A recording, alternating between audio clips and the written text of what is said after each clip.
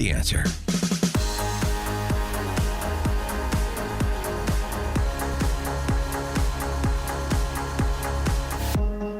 Top of the morning, Dan and Amy. Rob Long is a former writer-producer for the best sitcom in television history. That obviously would be what, Amy? Cheers. That's correct. He's also the co-founder of Ricochet, Ricochet.com, and host of the Martini Shot podcast. In a recent op-ed he did for Commentary Magazine about the state of the industry he was a part of for so long, he wrote the following.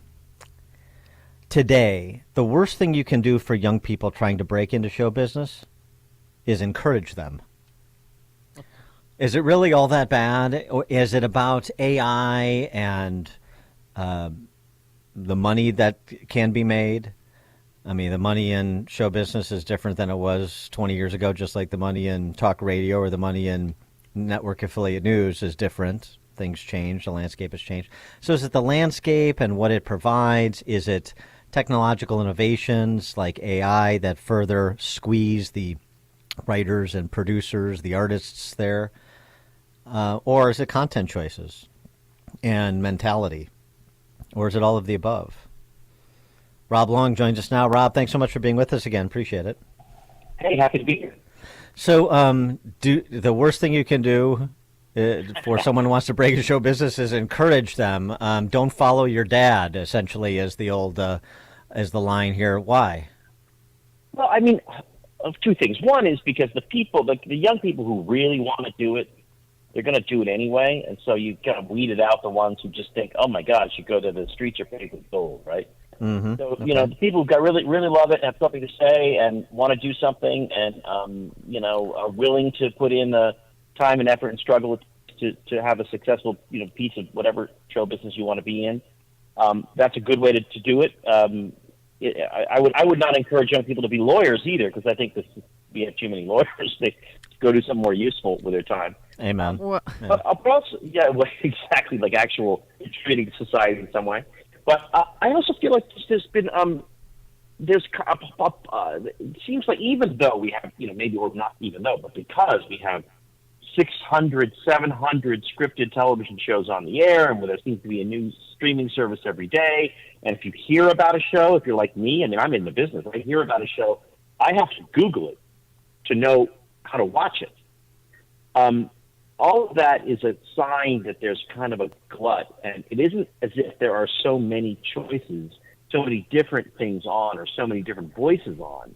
It seems like they're all kind of variations of the same thing. So it's movies, TV show business, the kind of film entertainment kind of thing. It's going to go through a couple of really tough years. Probably the next 5 years are going to be rough for entertainment as it shakes itself out and learns how to integrate all this new technology and all these new choices into actually giving the audience something that it wants to watch regularly. When I was doing Cheers, I mean, I know it's a different time and all, but we'd have 25, 30 million viewers a week. Crazy.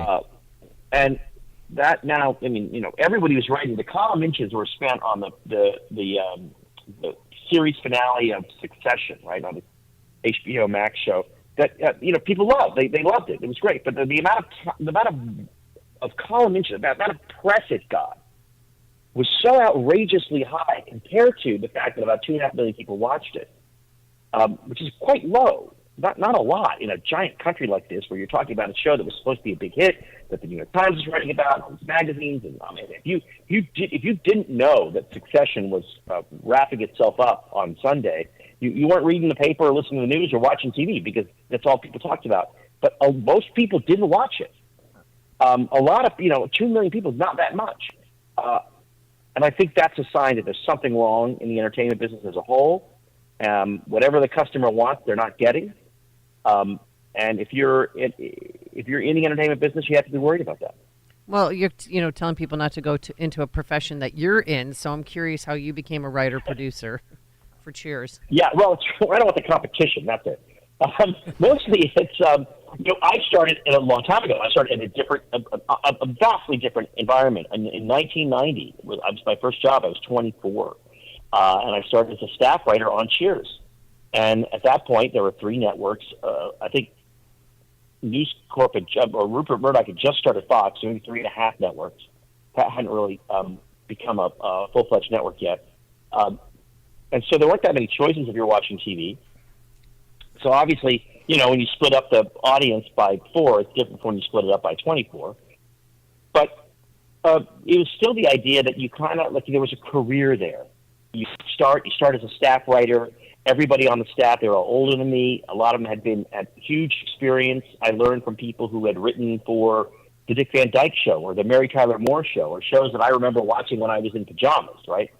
And so there was kind of an apprenticeship and a mentorship that worked in a business that kind of, and if you stayed and you paid attention and you learned your craft and you could do it, you just could kind of move up the chain. And then eventually somebody would give you, some network or studio would give you the ability to do a show of your own. And if you did a show of your own, that was a giant financial commitment they had made. And you kind of ran a little small company for as many years as you could keep your show on the air. And that was just the kind of way the system worked. And then as it got bigger and bigger and bigger, things started to unravel, and the idea that these shows could go for 10 years. I mean, Cheers went for 11 years, but other shows have gone for 16 or more. That became kind of unthinkable that it should go that long. Mostly because the old-fashioned quality of the business, where you kind of joined a company and you learn from your elders, that doesn't exist anymore. Yeah, go ahead, no, but in terms of making a living, the part of the hand. I mean, I'm outsider to most of this, but I know a few people in the industry. Is all the talk is Amazon and Netflix and Apple TV. I mean, they're so in need of content. They're throwing money all over the place, and they have the money to throw around all over the place, and so. This is, you would think, theoretically, this is sort of let 1,000 flowers bloom kind of environment, and the money is there to provide the seed soil, no? Well, it is partly. I mean, partly this has been true for the past 10 years. There's been a giant boom mentality in show business. It was one of the reasons why it got so big.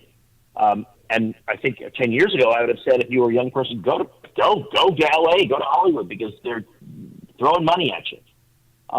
That in the last 2, 3, 4 years, that's changed. It's going to get even tighter, because even Netflix supports itself by its stock price, and its stock price pays for its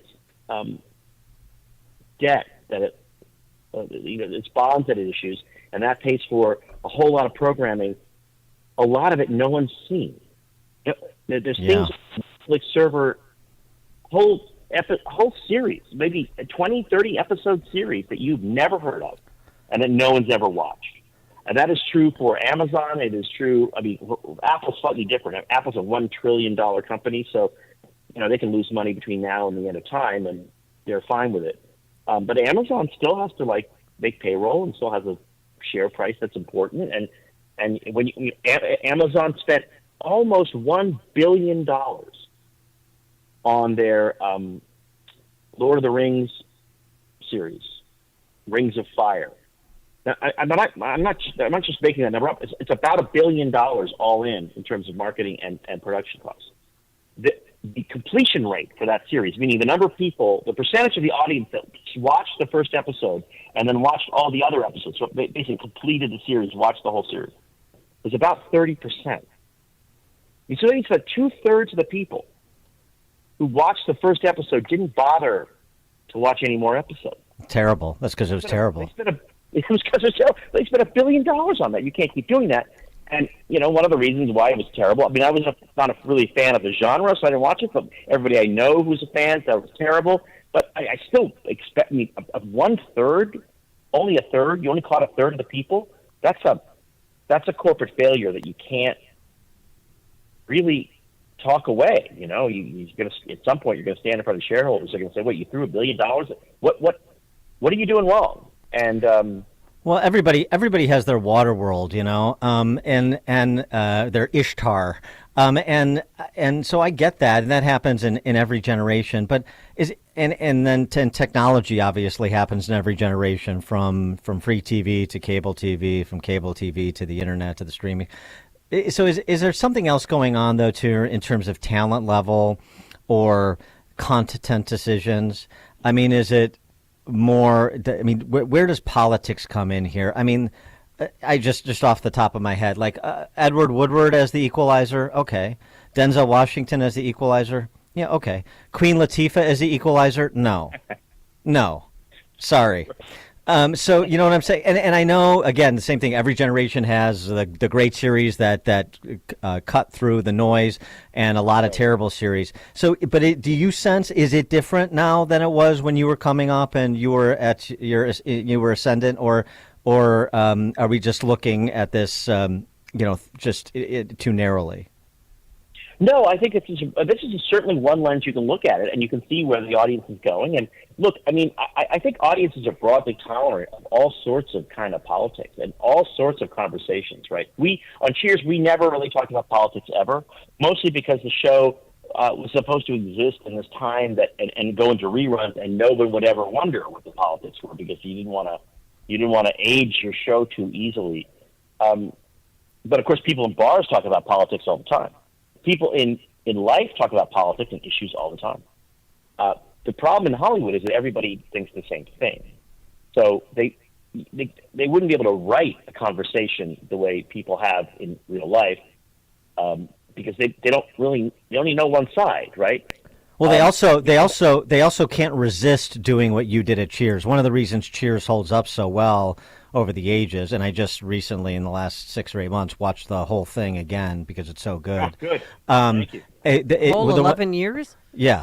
One of the reasons it stands up to the test of time is because of exactly what you just said, and there's also not that restraint today where there was in a bygone era.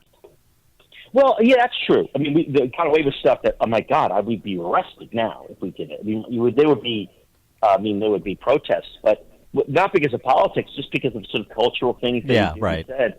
Right. But by the way, still seem very normal. But if you're sort of on the abnormal side of politics and culture these days, all this sort of normal stuff seems weird to you.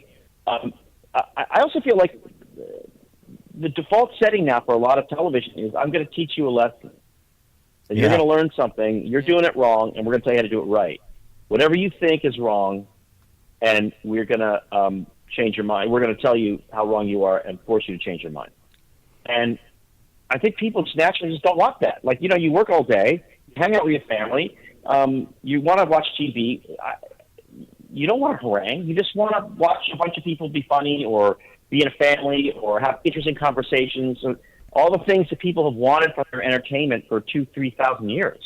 And I think there's a tendency now in show business to be thinking about, okay, sure, we could be funny, but are we teaching the audience a lesson about, pick a topic, the environment or diversity or whatever you want, right?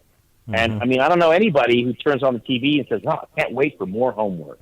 Yeah, or a sermon, work, right? Yeah, right. Yeah, right.